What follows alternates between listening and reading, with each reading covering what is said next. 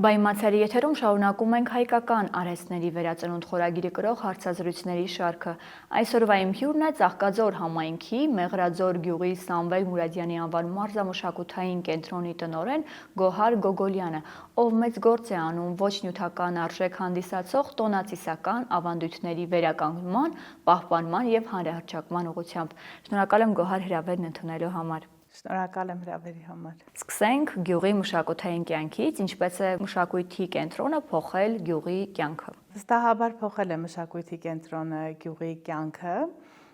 Մարդիկ արդեն սկսել են հետաքրքրվել մեր տոնածիսական մշակույթով, ավանդույթներով։ Դրա շուրջ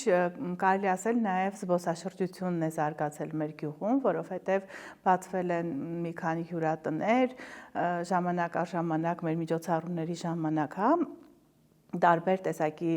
զբոսաշրջային խմբեր են այցելում մեզ, մարդիկ հետաքրքրվում են, հիմա սոցիալական ցանցերով շատ հրաշալի կարողանում ենք մեր աշխատանքը հանրահռչակել եւ դրա շուրջ հաճախ մարդիկ այցելում են Մեղրաձոր եւ այնքան հաճելի է, երբ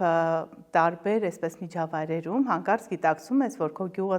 ճանաչում են եւ ճանաչում են մշակույթի բերումով, երբ որ այնքան է զարգացել մշակույթը քո գյուղում, քո համայնքում, որ դուք ճանաչելի եք դարձել, տարբեր բնակավարներում, հանրապետության տարբեր բնակավայրերում, քաղաքներում, գյուղերում կամ անգամ երկրից դուրս տարածքներում։ Մինչ օրս ինչպիսի ծեսեր եք վերականգնել գրեթե մոռացված կամ նվազ կիրառվող։ Երբ որ ասում ենք 15 տարի զբաղվում ենք դրանով, չկարծեք հանկարծ, թե առաջին իսկ տարվանից այդպես մեծ շուքով, այդպես գրագետ ամեն բան արվել է։ Դա այդ 15 տարիները ամեն տարին մի դետալ ավելացնելով, գիտական աղբյուրներ ուսումնասիրելով, շփվելով ոլորտի մասնագետների հետ, կամաց այսպես հավաքել բերել ենք եւ հիմա Սուրբ Ծնունդից մինչեւ Խաչվերած այդ բոլոր տոնածիսական շղթան Սուրբ Ծնունդ, հետո Դրնդես, Սուրբ Սարգից, Բարեկենդան, Մեծ Պահք, Ծաղկազարդ, Զատիկ, Համբարձում եւ այլն, այդ ամբողջ ծիսաշղթան հիմա կիրառվում է, Ծաղկաձոր համայնքի Մեղրաձոր գյուղում, ու քանի որ մենք համայնք ենք դարձել եւ Մեղրաձորի մարզամշակութային կենտրոնը 5 գյուղերի համար, հիմա արդեն նաև մնացած գյուղերում, Աղավնաձորում, Մարմառիկում, կամաց սկսում ենք վերականգնել այդ տոնածիսական մշակույթը։ Վերականգնում ենք այն առումով, որ մարդիկ, օրինակ Համբարձումը շատ տարածված է եղել բոլոր բնակավայրերում։ Համբարձման տոնը իսկապես մենք վերականգնում ենք, բայց Սուրբ Ծննդյան տոնը ներմուծում ենք։ Հիմա ասում ենք կամ առհասարակ գլոբալացում, չէ, այսպես համահարթեցում եւ այլն։ Եթե գլոբալացումը եկեք լավ առումով օգտագործենք, օրինակ բնակավայրեր կան, որ ասենք Վանում, հետագայում նաև վանեցիները, որտեղ որ Եղեռնից հետո եկել եւ բնակություն են հաստատել, այդ տարածաշրջաներում շատ զարգացած է եղել Սուրբ Ծննդյան ճրագալույցի գեղեցիկ միջոցառումը նշել, որովհետև դա այդպես դարերով այնտեղից եկած մշակույթ է, բայց Մեղրաձորում չի նշվել, որովհետև մեղրաձորցիների արմատները Վանից բավականին հեռու են, Բայազետի գավառի Արծափ գյուղից են։ Բայց եթե պետք է մշակույթը օգտագործել որպես զարգացման միջոց, արմատներին վերադառնալու միջոց, արմատները չմոռանալու միջոց, ուրեմն եկեք վերականգնենք բոլոր տեղերում այդ գեղեցկագույն մշակութային տարրերը։ Օրինակ հենց ճրագալույցի նոր ենք արել, դրա համար այսպես վառ տպավորություններով, ճրագալույցի մշակույթը վերականգնելով, մենք վերականգնել ենք դդմագործությունը, որ շատ, այո, տարածված է եղել Արևմտյան Հայաստանին, այդ մասին մեծ տեղեկություն է թողել Գարեգին Սրվանցտյանը, մեր առաջին բանահավաքը։ Ասում է Վանում ճրագալույցի երեկոյան, երբ որ արդեն եկեղեցում հնչում էր Քրիստոս ծնավ եւ հայտնեցավ այդ հրաշալի ավետիսը հնչում էր, երեխաները այդ խաչաձև այդպես նախշած կուրմադդումների մեջ դնում էին այդ ճրագը եւ շրջում էին տնետուն, գնում էին հատկապես այնտեղ, որտեղ որ ընտանիքից որ մարդիկ չէին եկել եկեղեցի եւ այդ ճրագը չէին տալ եւ այդ ավետիսը չէին տարել։ Դդմարվեստը վերականգնեցինք, վերականգնեցինք ավետիսներ երգելու, այդ շքեղագույն մշակույթը ոնց կարելի է մարդ ունենա ավետիսի նման հրաշալի երգ եւ իր երեխաները, իր ազգի երեխաները, հա, նկատի ունեմ առհասարակ գլոբալ առումով, չիմանան այդ երգերը եւ դրա փոխարեն իմանալ ինչ որ կասկածելի ծագմամբ, մեղեդիներով եւ խոսքային բաղադրիչով համենված երգեր։ Տեսեք, ներեցեք դուք խոսում եք դդմարվեստի, հա, տարածման, վերականգնման մասին, բայց արդյոք այսօր այն տարածումն ունի այդ ճրագալույցի արողակարգը եւ ծիսակատարությունը, ինչպես օրինակ Հելոուինն են նշում նաեւ մեր երկրում։ Ջանքեր պետք է գործադրվի։ Մեծ ջանքեր պետք է գործադրվի, որ երբ որ ասում եմ 15 տարի, դա ուղղակի բառ է հնչում։ Բայց դրա հետևում ինչ ահռելի աշխատանք, ինչ նվիրում, մի ամբողջ մարզամշակութային կենտրոնի աշխատակիցներ, մի ամբողջ գյուղ դարձան ինձ գաղափարակից եւ մենք կարողացանք դրա համար միշտ ամեն անգամ երբ որ որևէ առիթով ինձ շնորհակալություն են հայտնում, տարբեր պաշտոնական կառույցներից ինձ շնորհակալագրեր են տրամադրում, ես միշտ ասում եմ, որ այս շնորհակալագիրը թեև գրված է տրվում է Գոհար Գոգոլյանին, բայց սա տրվում է ամբողջ Մեղրաձոր գյուղի բնակչությանը եւ տրվում է մարզամշակութային կենտրոնի աշխատակիցներին, որովհետեւ առանց իրենց մեծ օգնության անհնար էր կատարել այդ ահռելի աշխատանքը։ Հիմա մենք արդեն այն աստիճանի վարժ ենք այդ ամեն ինչի մեջ, այսինքն թվում է թե մենք տատերից հա ժառանգած այսպես ինչ որ գործողություն ենք անում։ Հիմա ես ուղակի հենց այս տարվա սուրբծննդյան միջոցառմանը ես ուղակի հերվից զմայլվում եմ։ Բավականություն եք ստանում։ Այո, մեր այդքան տարիների կատարած աշխատանքով երեխաներն իրենց անելիքը գիտեն, աշխատողները բոլորն իրենց անելիքները գիտեն, բնակիչները իրենց անելիքները գիտեն։ Հենց բնակիչների մասով խոսենք, ավագ սերունդը ինչ դերակատարություն ունի, արդյոք իրենցից հավաքագրել, փորձել եք իմի բերել այն ավանդույթները, որոնք հենց տվյալ տարածաշրջանին համայնքին են բնորոշ։ Իթիվս այլևայլ աշխատանքների ես նաև զբաղվում եմ բանահավաքչությամբ, թվում է թե 21-րդ դարում էլի բանահավաքչություն, բայց վստահեցնում եմ ձեզ, որ ժողովրդի մեջ անգիր բանավոր մշակույթը շատ այսպես արմատացած նստած է եւ տարիքային հեռավորությունը բավականին մեծ է։ Ես կարող եմ նյութ գրառել եւ 90-անց տարիքի տատիկից, ես կարող եմ նյութ գրանցել նաեւ 20-ամյա մի երիտասարդից,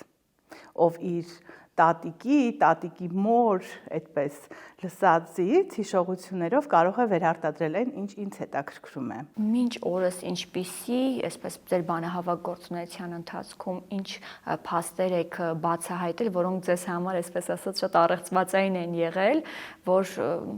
նաև նոր բացահայտում է, հա, որևէ մեկը չի իմացել այդ մասին կամ գրեթե մոռացվել է դա։ Մենք նոր տարի նշում ենք առատ ստեղանների շուրջ, անկախ այն բանից, որ դա պահոց շրջան է, հիսնորյա պահքի շրջան է, որովհետև նոր տարվա այդ տոնական օրերից հետո գալու է աշխարհի մեծագույն այսպես հայտնությունը, հա, Քրիստոսի ծնունդն էր գալու։ Հիմա ցավոք շատ քիչ մարդիկ են հետևում այդ արարողակարգին եւ պահքի բոլոր կանոնները, չէ՞ որ պահքը միայն սննդային չէ, պահքը առավել, ոչ թե նաև, այլ առավել հոգևոր բաղադրիչ ունի եւ ցավոք հիմա ոչ ոք դրան չի պատրաստվում, երբ մոտենում են ամանորի այդ տոները, բոլորը այդպես խելահեղ մրցավազքով որոշում են թե ում սեղանն ավելի ճոխ կլինի, ինչպես սկսենք տարին, այնպես էլ կավարտեն, գոնե այդ արտահայտությունը, այդ միտքը չի զսպում իրենց, որ այսինքն որ գրամոլությամբ սկսում ենք տարին, ամբողջ տարին որ գրամոլությամբ էլ շարունակվելու է, որովհետև ես միշտ ասում եմ, որ այս լի ու առատ դարում ոչ ոք սովից չի մահանա, եթե մի փոքր աշխատելու, ստեղծելու ունակություն ունենա, հա, եւ աշխատածն ու ստեղծածը պետք չի 1-2 օրում վատնել,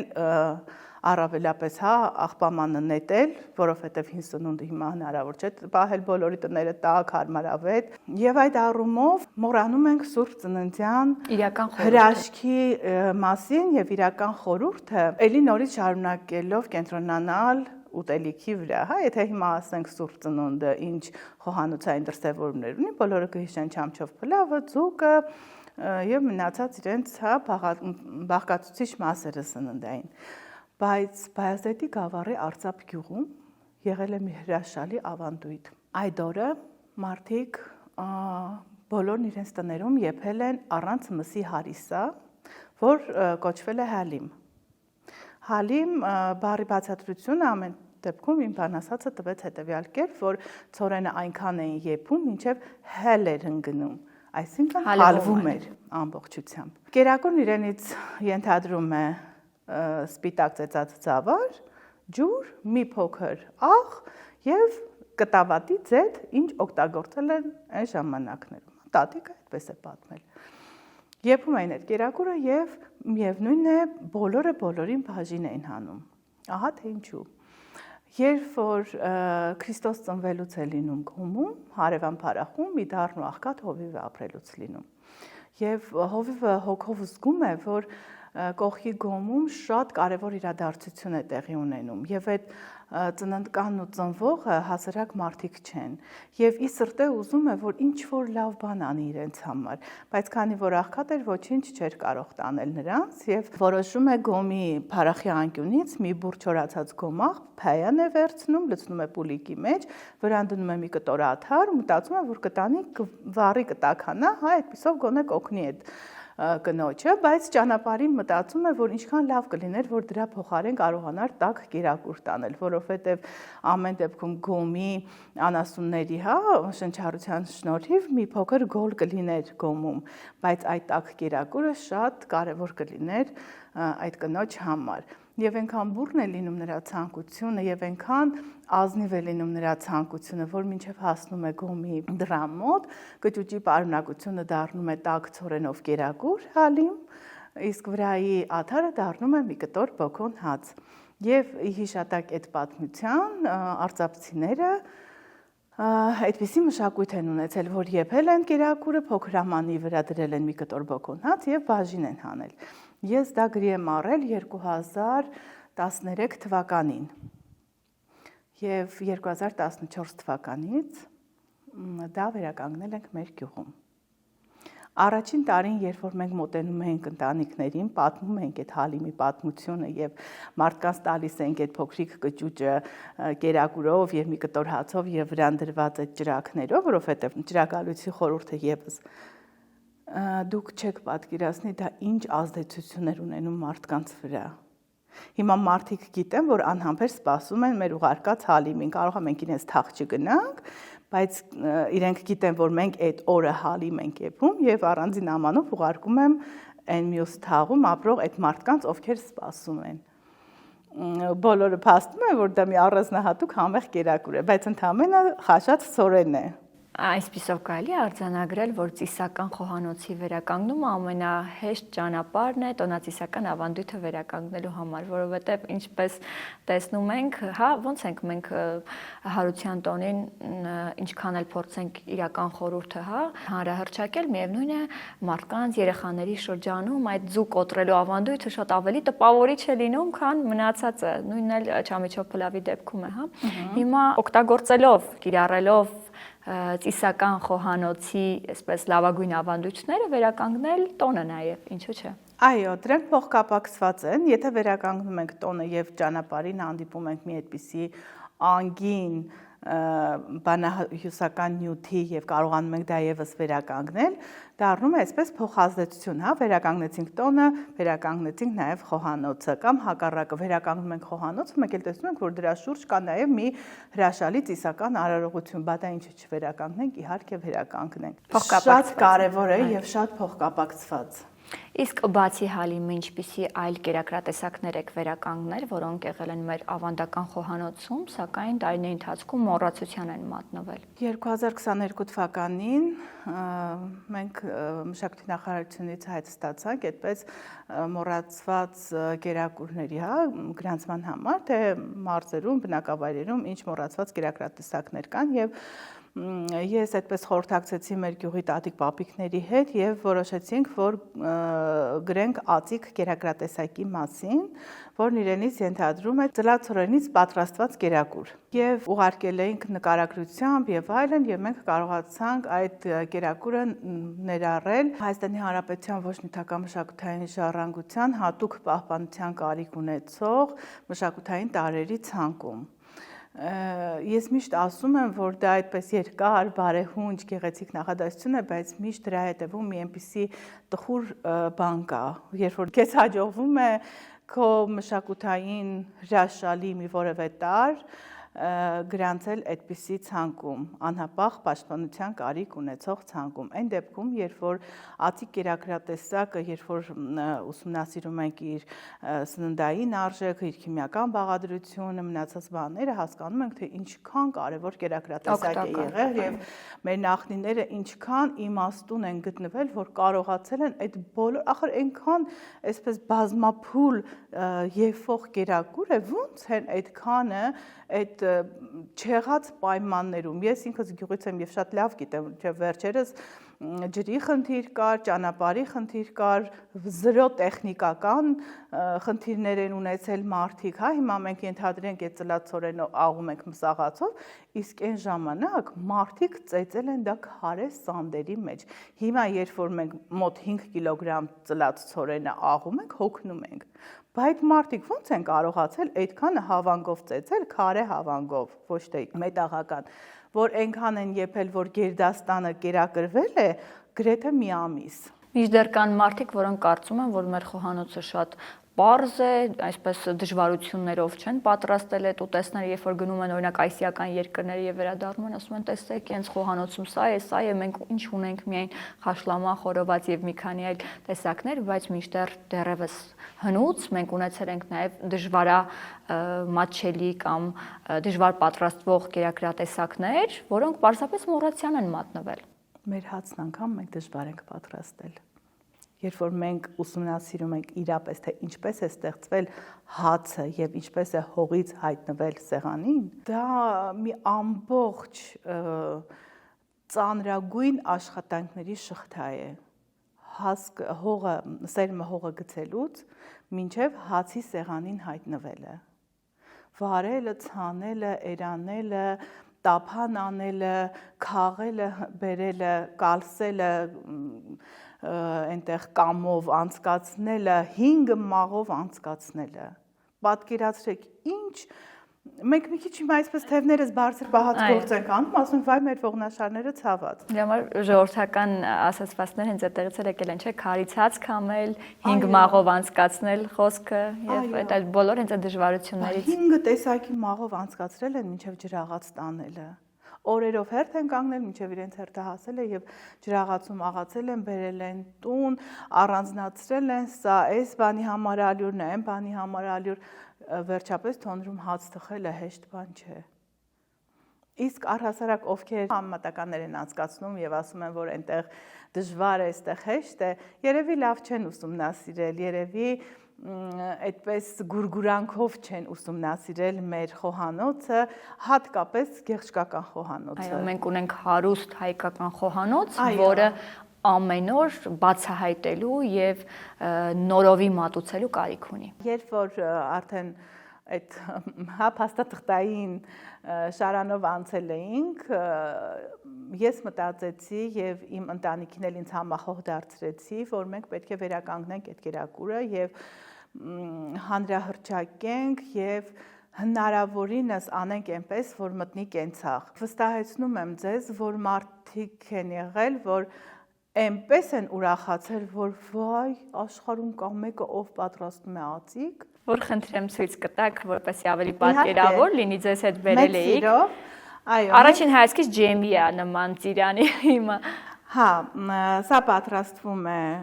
ծլած ցորենը մի քանի, այդպես աղում ենք, ծլեցնում ենք ցորենը հատուկ կարգով, որպեսզի շատ ջուր չհավաքվի տակը եւ այլն, այսինքն շատ նուրբ աշխատանք է, շատ հետեւողական աշխատանք է, պետք է մարդը շատ զգուշավոր լինի այս աշխատանքի մեջ, որպեսզի այն սկսած ծանր, հա, փուլը, հետո վերջում երբ որ արդեն ավարտում ենք, դա պիտանի մի բան դարձած լինի։ Մեզ մոտ եղել է մի անգամ, որ փչացավ այդ ամբողջ պարունակությունը, այդպես զուտ ուղղակի մեր զբաղվածության պատճառով եւ ես այդտեղ հասկացա, թե իսկապես հնարավոր է նաեւ այդպես պատահել։ Արդեն մենք շատ երկար ժամանակ արել ենք ամիսներ շարունակ, բայց այնպես պատահեց, որ փչացավ ամբողջ 40 լիտր այդպես պարունակությունը։ Այստեղից գալիս ենք այն հետևության, որ մարդիկ ուղղակի ջանքեր են գործադրել ճիշտ սնվելու համար։ Իրենք չեն ունեցել ոչ մի սննդային դիետաների եւ այլնի մասին գիտելիքներ, առհասարակ կրթությունը հատկապես կանանց շրջանում գիտենք ինչ վիճակում է եղել եւ ուղղակի բնության կանչով իրենք կարողացել են կարգավորել իրենց խոհանոցը, իրենց տունը, տնտեսությունը եւ առօրյան։ Ասում են ածիկը պատրաստում են միայն գարնանը, մինչև ամպը գոռալը, որ դառնություն չընկնի մեջը։ Մենք իհարկե երբ որ որոշեցինք վերականգնել, արդեն գարունը վաղուց անցել էր, հա, այդպես հունիսի սկզբներն էր։ Եվ մի տեսակ վախասրտներումս, հա, վերականգնում ենք, հա, ծլեցնում ենք, տեսնենք ինչ կստացվի, հո դառնահամ չի գա, որովհետև երբ որ դառնահամ է գալիս, ուղղակի ուտել հնարավոր չէ։ Արեցինք, պատրաստեցինք, հրաշալի ստացվեց, շատ անուշահամ ստացվեց, ու ես եկա այն եզրակացության, որ ուղղակի դա ասվել է նրա համար, որ սկսել են պատրաստել մեծ պահքը սկսվելուն պես, մինչև ամպը գոռալը։ Ամպը գոռալուց հետո ինչ էր սկսվում, երկրագործական աշխատանքներն էր սկսվում։ Երբ որ երկրագործական աշխատանքներն էր սկսվում էր, էլ որ մի հարսը կամ տանտիկինը ժամանակ կունենար, որ դներ այդքան երկար զբաղվեր ածիկով, պետք է գնային հողը վարեին, ցանեին, մնացած գործերով զբաղվեին, որ կարողանային, հա, աշունը նորից բերք ունենալ։ Դրա համար ածիկի համար ժամանակ են նախատեսել միայն այդ ընթացքը, որ պահքի սկզբում պատրաստեն եւ վայելեն մինչեւ մոտ մի ամիս, պահել են կճուճների մեջ, իմ տատիկը ես հիշում եմ ասում էր, որ կճուճի երեսին շիլավ ինք կապում, շիլավը կենթանու այդպես ներքին օրգան է, որը ծառայել այդպես որևէ տարա հերմետիկ փակելու համար։ Մենք պատվեր ունեցանք եւ ես իսկապես արդեն չհասկացա, թե ինչի մեջ կարելի է այդքան մեծ քանակությունը լցնել եւ տալ մարդկանց եւ իրենք ասեցին, որ այսինքն պատվիրատուն մարդեր, ով երկար տարիներ վայելել էր, իրենք իրեն ձեռքով պատրաստել էին, մայրիկը մորաքույրները պատրաստել էին եւ շատ սիրում էին այս կերակրատեսակը եւ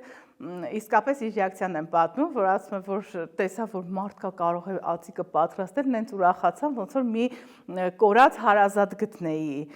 Եվ մայրիկն ու մորաքույրը գտնվում էին արտերկրում, իրենց համար բավականին մեծ քանակություն պատվիրեց եւ ասաց, որ կարող են նաեւ այսպես պահածոյացված տարբերակով ուղարկել արտերկիր։ Մի քիչ կասկածամտություն ունեի, բայց հետո ես փորձեր արեցի, երկար ժամանակ բաց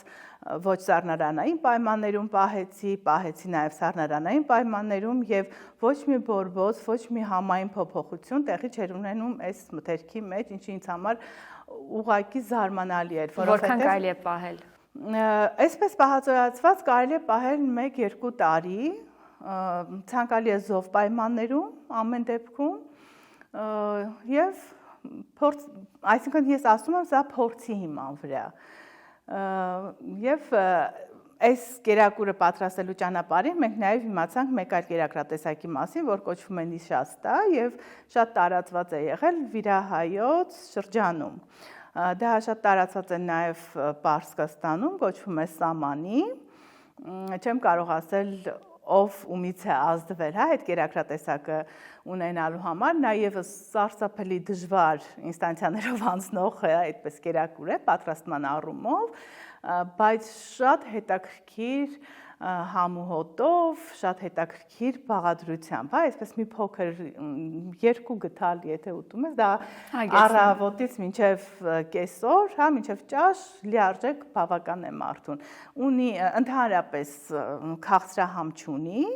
բայց եթե մի փոքր մեղր ենք ավելացնում, հրաշալի համ է ունենում։ Նման է այդպես կիսել կոչվող այդ զամբելիքին, հա, բայց ավելի խիտ։ Իսկ ածիկը ունի բնական քաղցր համ, այսինքն այս կերակուրին մենք չենք ավելացնում ոչ մի գրամ շաքարավազ, ուրիշ որևէ բաղադրիչ չենք ավելացնում, միայն սրա բաղադրությունը ցորեն է, կարմիր ալյուր եւ ջուր։ Բայց ունի շատ քաղցր եւ հագեցնող համ։ Արդյոք դուք կողմ եք ծեսի կամ ծիսական խոհանոցի մոդեռնիզացմանը եւ արդյոք պետք է մոդեռնիզացնել, որպեսզի ավելի գրավիչ դառնային երեխաների երիտասարդների շրջանում։ Մոդեռնիզացնելու կարիք չկա, որովհետեւ ծեսը հայկական տոնածիսական համակարգը այնքան հարուստ է, այնքան գունեղ եւ գեղեցիկ, որ եթե մենք ճիշտ եւ գրագետ վերականգնենք այն, երեխաները սիրով գալիս եւ ներգրավում են այդ աշխատանքում։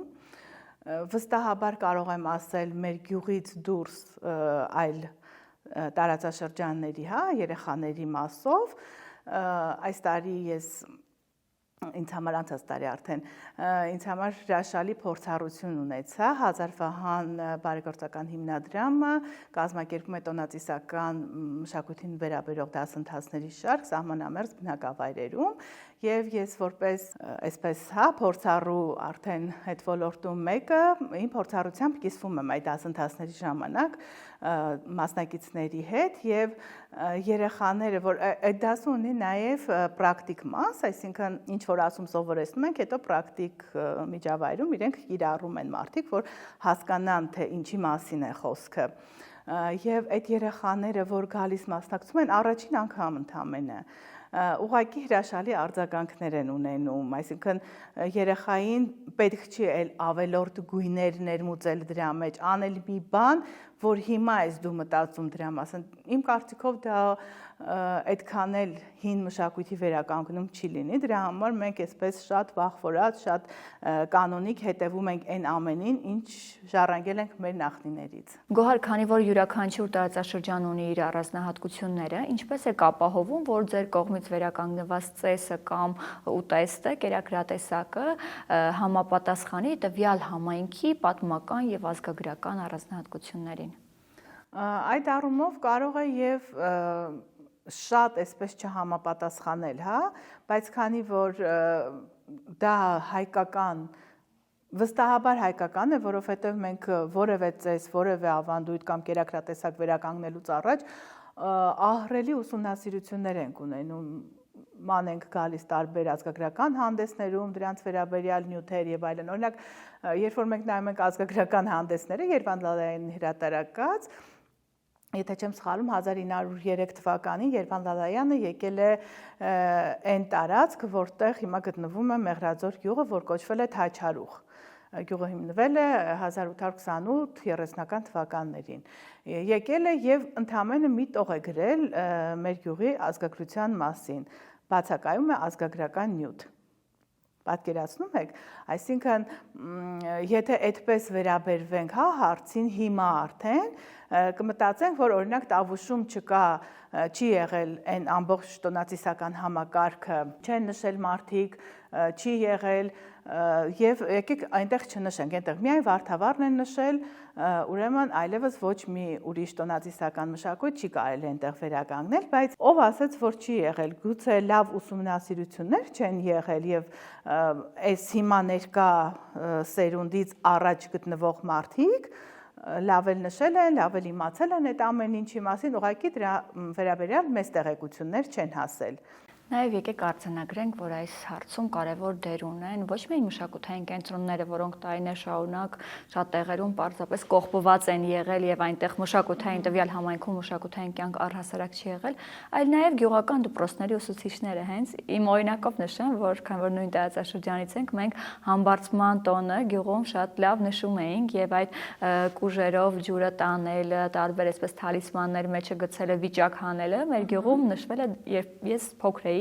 ու իմ մոտ այսպես այնքան դրական հիշողություններ կան այդ ծեսերի հետ կապված, որ ես կցանկանամ, որ մեզնից հետո ապրողներն էլ շարունակեն նշել եւ այդ ծեսի խորհուրդը շարունակի ապրել նաեւ մյուս տարածաշրջաններում եւս։ Այս առումով հիմա համացանցը շատ օգնում է, ասում են նույն ծաղկից մեղու մեղրեք համում մոցը թույն, դա համացանցին է վերաբերվում, կարող է ասեն, մտավ մեր կենցաղ, շատ վատ բաներ իմացանք մենք այդտեղից եւ այլն, բայց միևնույն ժամանակ, եթե մենք կատարում ենք այդ աշխատանքները եւ դնում ենք հանրահռչակում ենք անդադար ասում ենք, որ ենթադրենք Ծաղկաձոր համայնքի Մեղրադոր գյուղի այսինչ մշակույթի տունն է անում այս ամենը, մարդիկ գալիս են, նայում են, կամ առանց գալու ուղղակի համացանցում նայում են, տեսնում են դրանից ոգեշնչվում են, խորհուրդներ են հարցնում, իրենց մոդել են սկսում անել, դա արդեն իսկ մեծ ներդրում է դառնում այն առումով, որ մարդիկ սկսել են արդեն նախանձախնդիր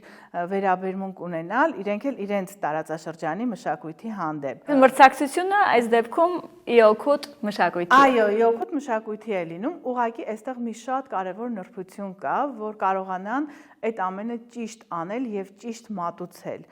Եթե շեղվում են, կան այնտեղ շատ բաներ կան, որ մենք նկատում ենք, ժամանակ առ ժամանակ այսպես ասում ենք, զգուշացնում ենք, տեղյակ ենք պահում իրենց, փորձում ենք օգնել, որ կարողանան ավելի այսպես ճիշտ ու գրագետ կազմակերպել այդ ամեն ինչը, եթե այդպես է գնում ամեն ինչ, ուղղակի հրաշալի է, ուղղակի ցնծություն ենք ապրում, որ տարբեր գյուղական բնակավայրերում, տարբեր արդեն ինչու՞ չէ, նաև քաղաքային միջավայրերում սկսել են վերականգնել այդ տոնածիսական մշակույթը եւ դրա հետ վերականգնվում են նաև, չգիտեմ, օրինակ արհեստները, նույն այդ դդումագործությունն է վերականգնվում, գուլպաներ են գործում, հիմա ցավոք սրտի տարական մենք բոլորս մեր սերնդի մարդիկ գիտենք, չէ՞, այդ գուլպագործելը, հիմա երիտասարդները չգիտեն գուլպագործել, բայց հիմա գոնե թե իրենց աչքով տեսնում են ոնց են տատիկները գուլպագործում, տալիս մեզ, որ մենք ձեռքներս բռնած շրջենք, մեջը բարիկներ դնեն, հա, մարդիկ։ Վերականգնվում են տարբեր տեսակի արհեստներ, դրանց առնչվող վերականգնվում է խոհանոցը, երկուպարը, ծիսական արարողությունները, այսինքն երբ որ մենք ասում ենք տոնածիսական մշակույթ, դա մի այսպիսի ինչ որ գոյություն ունեցող ստատիկ բան չէ, իր շուրջը այնքան կարևոր ուրիշ հավասար մշակութային տարրեր կան, որ դրանք բոլորը շղթայական ուղակի վերանում են մեր կենցաղից, եթե մի այսպես շղթայի մի օղակը կորում է։ Եթե օրինակ երեխաների դպրոցականների դեպքում, հա, կան կարծրատիպեր, թե միայն ամբողջ օրը TikTok-ներում են եւ այլն, սակայն շատ երեխաներ պատրաստ են սովորելու նոր բան սովորելու եւ նրանց ավելի հեշտ է ընդգրկել այս մշակութային կյանքին։ Իսկ ինչ կասեք ավագ սերնդի մասին, ինչպես եք փորձում գյուղի մշակութային կյանքում ներգրավել նաեւ երիտասարդներին եւ ավագ սերնդի ներկայացուցիչներին։ Մարզամշակութային կենտրոնի գոյությունն արդեն իր խմբակներով արդեն իսկ երեխաներին այդտեղ բերելու, միասին համախմբելու, հա, առիթ է, որովհետև ինչպես դուք նշեցիք, որ ցավոք կան մշակույթի տներ, որ ուղղակի շենքերը կան, դուռը կողպված է, բայց բարեբախտաբար մեր մշակույթի տունը երբեք չի դադարել իր գործունեությունը, անգամ են հետսովետական տարիներին եւ այլն։ Եվ այդ առումով երիտասարդներին մեզ մոտ բերելը բավականին հեշտ է դարձել երիտասարդներին եւ մի քիչ ավելի փոքր երեխաներին, հա։ Իսկ մեծ տարիքի մարդկանց բերում ենք մեր աշխատանքով, մեր հարգալից վերաբերմունքով, մեր այն առումով, որ եթե մարդուն ցույց ես տալիս իր կարևորությունը, մարդը պատրաստ է քեզ համար անել ամեն բան։ Այսինքն նրանց հարգելով, իրենց Եվ կարծում եմ, որ մեր այդ վերաբերմունքը նաև այսպես հա դասերակցություն է գալիք սերունդի երիտասարդների համար, եթե իրենք տեսնում են, որ